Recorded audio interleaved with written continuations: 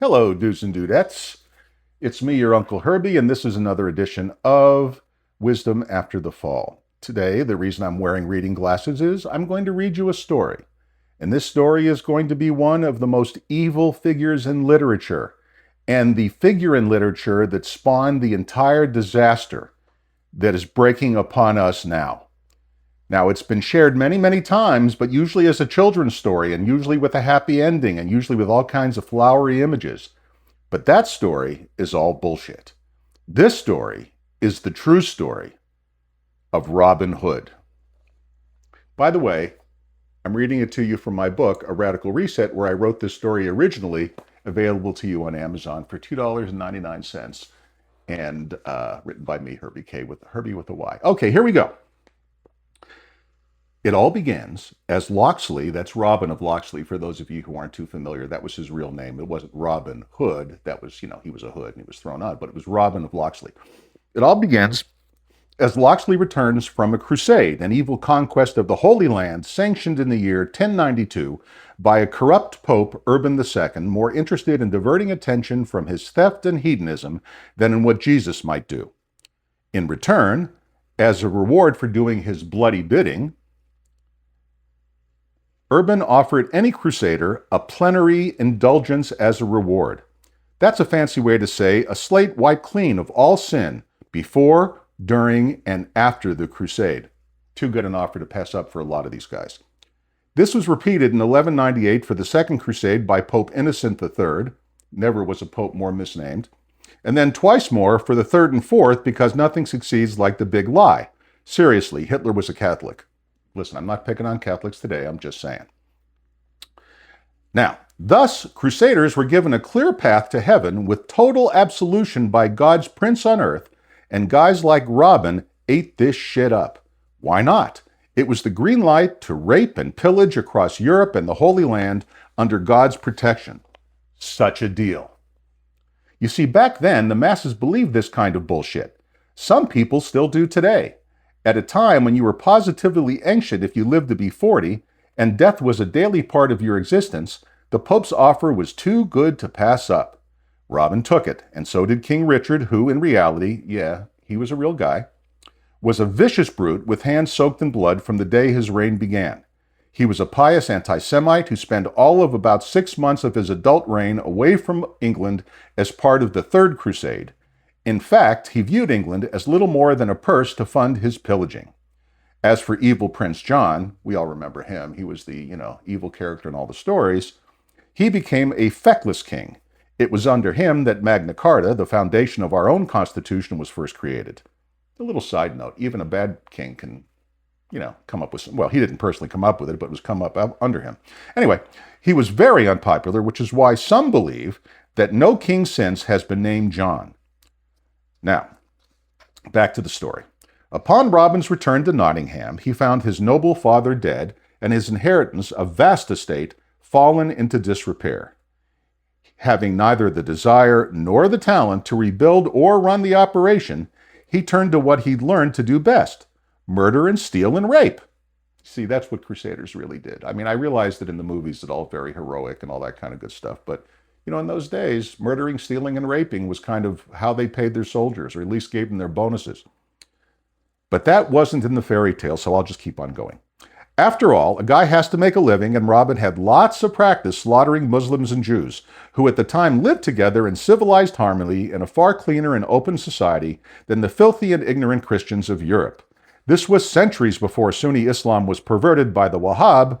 But again, I digress. Yeah, back in those days, Muslims and Jews got along great. And, the Wahhab, that's another story. And this is not a religious podcast, but that's where Wahhabist Islam came from and all this radical crap. But I don't want to get into that today. Let's stick to the story. As an educational aside, both the Muslims and Jews practice ritual cleanliness and virtually the same clean dietary rules, kosher and halal, which are damn near the same thing.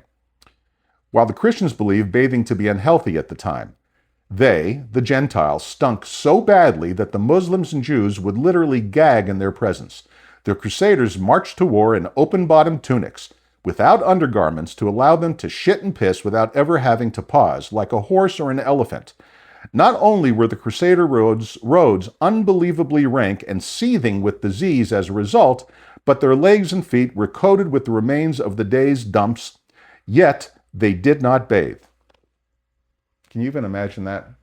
That's how it really was, guys. It wasn't, Kevin Costner or Sean Connery. Sorry, hate to break it to you. Or Errol Flynn if you're that old. I'm not that old. Okay, let's keep going. Robin's teeth would have been rotting, his hair infested with lice and in greasy knots, not to mention his beard. Let's also realize that he wasn't wearing tights. The green color of his tunic wasn't camouflage. It was the color of the mold blooming within its weave. It's a wonder that European humanity didn't just go extinct because of the smell of uncircumcised men and, oh my God, the women. They didn't smell like Audrey Hepburn or Sean Connery. I wonder, did these people actually kiss on the lips? I often wonder that. When I watch these movies, I often say to myself, they always have really nice teeth and, they really kiss on the lips and all that kind of good stuff. But, in those days, not exactly. So anyway, reeking old Robin set out to be a thief, and a smart one at that. To provide himself with protection and cover, he decided upon a clever plan. He would share his spoils with the local serfs being scarcely different from slaves, owning nothing and eking out a meager existence in service of some nobleman. In return, for Robin cutting them in, the serfs would hide him safely in his chosen hunting and thieving territory of Sherwood Forest. From the start, the plan seemed to work beautifully. Horrible things always start out like they're looking beautiful. That's how you get sucked into these things. Actually, it began to work a bit too beautifully. As a result of Robin giving away part of his booty without demanding anything tangible in return, he had inadvertently hung out the free shit here sign. Predictably, when you hang out the free shit here sign, people will line up for theirs in ever-increasing numbers. I mean, who wouldn't want free shit? And if you try to take away free shit or even reduce how much free shit you give away, people get mighty testy, to say the least. Just watch the news. Go into your, go into your YouTube feed or whatever, and it's people getting testy about not getting their free shit. Therefore, in order for Robin to continue in safety, he had to increase his stealing from the rich. As sheer logistics meant that he couldn't steal enough by himself, he had to hire accomplices, the merry men. The merry men weren't so merry. The thing is, the merry men are another Hollywood creation. In reality, Little John, Will Scarlet, and the rest were ex-crusaders like Robin.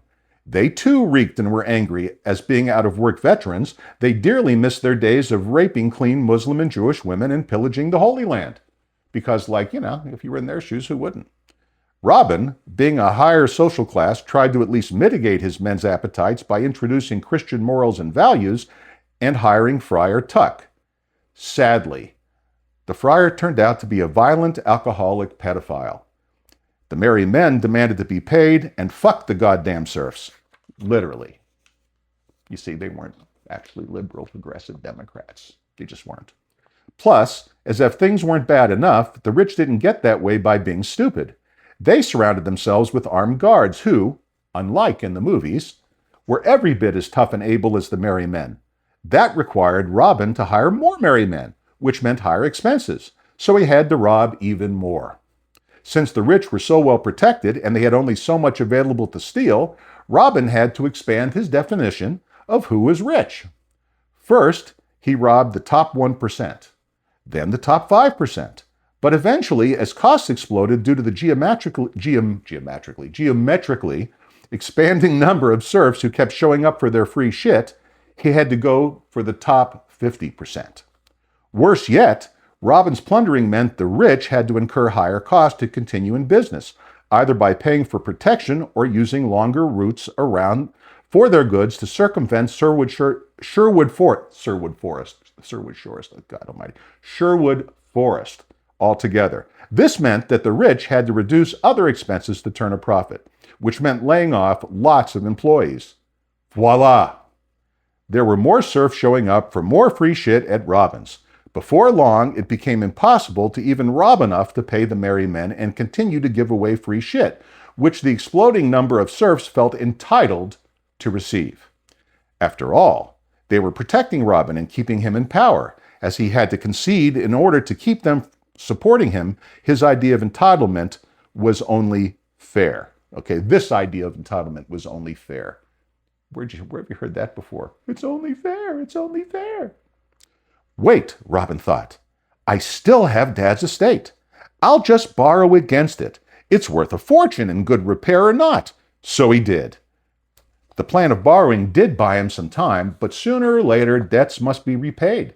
The estate's available equity ran out, as he had not only been using it to dole out to the serfs and pay the merry men, but also to pay the interest and roll over the old loans. He could never get enough in to pay down all that debt.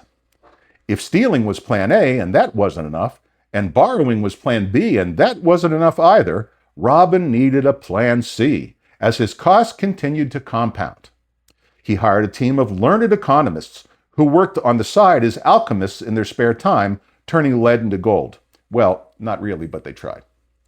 They advised him to print up his own paper money called Lochsley bucks, backed by Robin's full faith and credit. Where have we heard that before? He couldn't just print them up as he needed to keep. He could just print them up. He could, not couldn't. He could just print them up as needed to keep the whole scheme going. This is Robin talking. Won't the merry men and his serfs figure out there's really nothing backing the bucks? Robin asked logically. Oh no, don't worry. They're all too unsophisticated and simple to ever figure it out.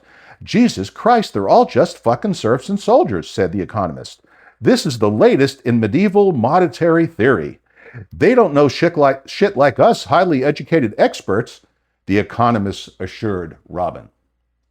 He reluctantly took their advice out of sheer necessity. Much to his surprise, it worked for quite a while. That is, it worked until the serfs and the merry men began to realize that the more bucks they got, the more bucks it took to buy the exact same things. By this time, Robin had no other choice than to just speed up the printing press. He had no plan D. Soon, the bucks lost all their value.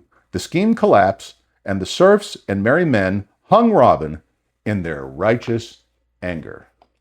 And we all live unhappily ever after, repeating the same mistakes over and over and over again. Now, this story might be a little too raw to share with children, but it should be explaining to you why things are not affordable, why costs are going up, because everything that Robin did, we're doing today, children. I know you're not children. Anyway, that's the story. You've got it. That's how inflation works. That's how we got here. That's why we're in this mess. And we'll talk on how to fix it, well, another day. Enough for now. You have a beautiful rest of your day. I hope you enjoyed the story. And until next time, this is Uncle Herby saying, peace out.